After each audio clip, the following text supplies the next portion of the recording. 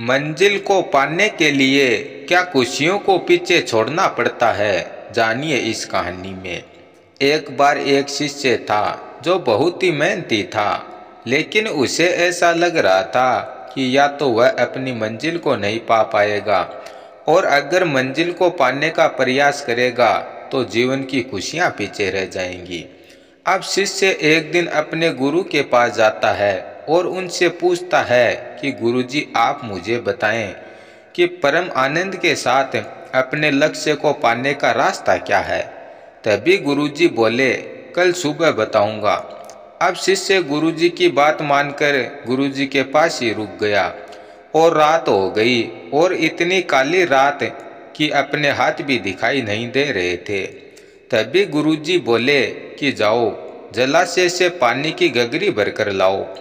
अब यह डर गया और बोला कि इतना अंधेरा है, कुछ दिखाई भी नहीं दे रहा है, इस जंगल में मैं कैसे जा पाऊंगा।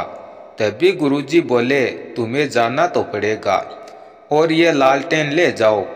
अब शिष्य लालटेन लेकर 2 कदम चला और फिर से रुक गया और बोला कि इससे तो 2 कदम ही दिखाई देता है और जलाशय तो यहाँ से बहुत दूर है, मैं कैसे जा पाऊंगा। तभी गुरुजी बोले, तुम चलो तो सही। अब यह चलने लगा और रोशनी इसके साथ साथ चलने लगी और कुछ वक्त बाद यह गगरी भर के ले आया।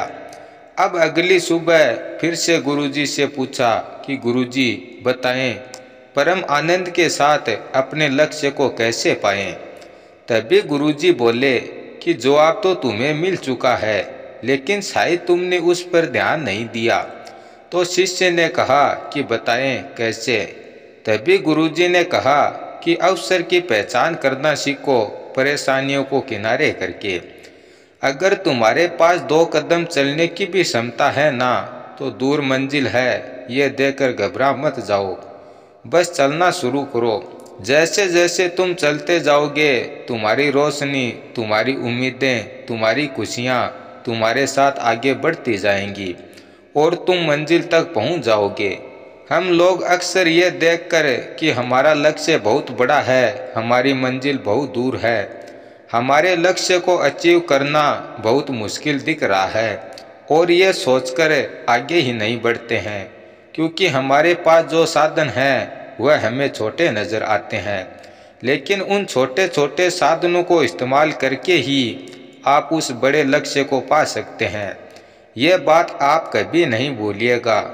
तो अपने छोटे या जैसे भी साधन हैं, आप उन्हें लेकर चलना शुरू कीजिए।